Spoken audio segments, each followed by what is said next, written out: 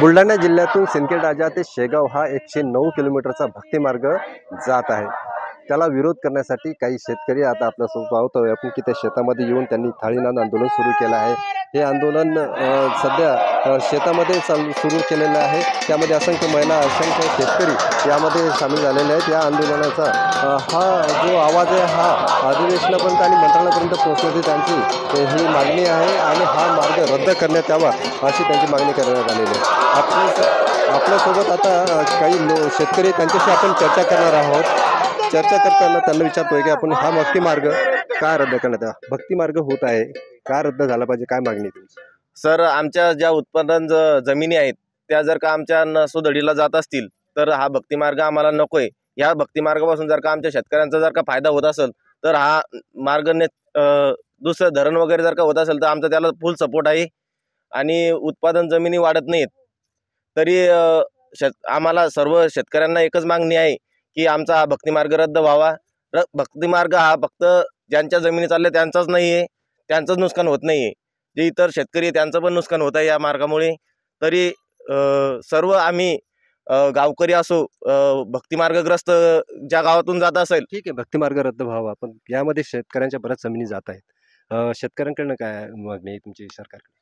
यापूर्वी सुद्धा समृद्धी महामार्ग झालेला आहे, त्यामध्ये शेतकऱ्यांच्या जमिनी गेलेल्या आहेत। त्या शेतकऱ्यांना आजपर्यंत रस्ते नाही आहेत। त्या शेतकऱ्यांच्या शेतात आज काल पाणी पडलं तर त्या शेतकऱ्यांची शेती अत्यंत चिबडलेली आहे, त्या शेतात पाणी तुंबलेलं आहे। आणि शासनानं परत एकदा सिंदखेड राजा ते शेगाव हा महामार्ग काढलेला आहे।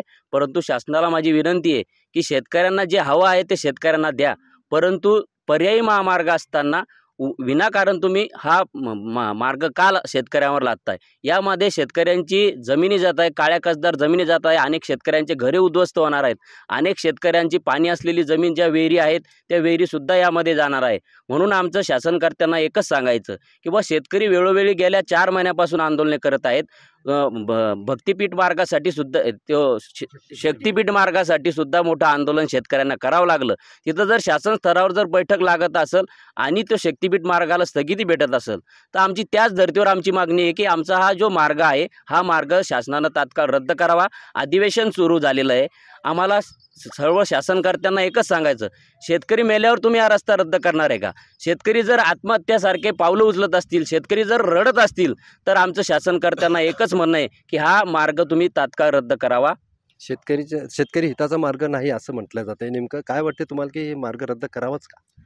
थाईनान आंदोलन करून त्यामागचं एकच उद्दिष्ट आहे किंवा सरकारला माझा एकच प्रश्न आहे की भक्ती मार्ग करून नेमका कोणता विकास साधला जाणार आहे? शेगाव संस्थानला जाण्यासाठी इतरही पर्याय मार्ग आहेत आणि अशी हजारो हेक्टर जर जमीन चालली त्यातून पिकणारं अन्न जर कॅन्सल झालं तर उद्या माणसाला खातील आणि अन्न कुठून येणार आहे? हा माझा एकच प्रश्न आहे की बा सरकारला हा महामार्ग रद्द करावा। शेतकऱ्यांसाठी हा प्रश्न महत्त्वाचा ठरला जात आहे की भक्तिमार्ग रद्द करावा। तुमच्या शेती किती जाऊन राहिली यामध्ये आणि तुमचं किती मोठं नुकसान होतं? आमची 7-8 एकर जमीन जाऊन राहिली आहे आणि सिंदखेड राजा शेगाव हा भक्तिमार्ग रद्द करावा। आमची थाळी वाजवण्याचा एकच उद्देश आहे की आम्ही ज्या थाळीमध्ये खातो त्या थाळीतलं आमचं अन्न छिनल्या जाऊ राहिलं आहे। आमच्या शेतकऱ्याचं जीवन शेतीमातच आहे, आम्हाला बाकीचा कोणताही सपोर्ट नाही। आमचे जो उत्पन्न काढतो त्याला बी आम्हाला भाव त्या दुसऱ्याच्याच हातानं घ्यावं लागतो, कष्ट करून आम्ही उत्पन्न काढतो त्याचा बी ते पण आमच्या हाती नाही। आमची शेती छिनल्या गेली तर आम्हाला दुसरा पर्याय काय आहे हे सरकारने लक्ष द्यावे आणि सिंदखेड राजा शेगाव भक्तिमार्ग कॅन्सल करावा, याचं काहीही काम नाही। हे भक्तिमार्ग हा रद्द करण्यात यावा अशी मागणी होत आहे सातत्यानं। या संदर्भात आपली काही सरकारशी काही चर्चा झाली का आणि सरकारची काही बोलणं करणार? मागच्या 4 महिन्यापासून कृती समितीमार्फत वेगवेगळे आंदोलनं सुरू आहेत। हा जो भक्ती महामार्ग आहे 109 किलोमीटरचा हा रस्ता आहे आणि पूर्ण 109 किलोमीटरमधले पूर्ण सुपीक जमीन जाणार आहे। याच्यामध्ये हजारो आपली शेती आहे ती जाणार आहे आणि शेती ही अशी आहे की तुम्ही एकदा शेती नष्ट केली तर ती पुन्हा निर्मित होत नाही। जी गोष्ट पुन्हा निर्मित होत नाही, जी फॅक्टरीमध्ये बनत नाही, शेती ही हजारो वर्षाच्या प्रोसिजर नंतर मिळते आणि जर ती आपल्याला बनवता येत नाही तर ती आपल्याला उद्ध्वस्त करायचाही अधिकार नाही आहे। इथे जे शेतकरी बसलेले आहेत, शेतकऱ्यांची एकच मागणी आहे सरकारला की चांगले पर्यायी रस्ते असताना हा घाट का? शेतकऱ्यांच्या ताटातलं अन्न का हिरावून घेतंय सरकार? तर आजच्या या आंदोलनाद्वारे आम्हाला सरकारला एकच सांगायचं आहे की आपण तत्काळ हा रस्ता रद्द करावा, अन्यथा शेतकऱ्यांना रस्त्यावर उतरून आंदोलन करावं लागणार आहे आणि त्याची शेतकऱ्यांची तयारीसुद्धा आहे.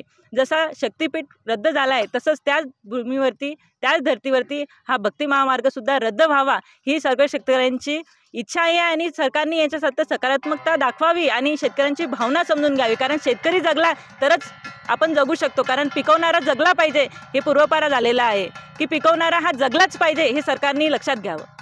तर हे होते की शेतकरी ज्यांचा भक्ती मार्ग हा रद्द करण्यात यावा. अगोदर शेतकरी नैसर्गिक आपत्तीने ग्रस्त झालेला आहे, शेतकऱ्यांची आत्महत्या वाढत आहे, त्यामुळे हा भक्ती मार्ग रद्द करण्यात यावा अशी मागणी ह्या शेतकऱ्याच्या आंदोलनातून दिसून येत आहे. कॅमेरामन सुनील मोरेसह मी संजय जाधव, साम TV, बुलढाणा.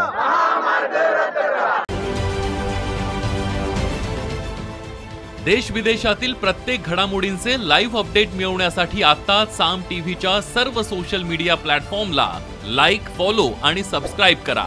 तसंच सर्व नोटिफिकेशनसाठी बेल आयकॉन प्रेस करायला विसरू नका.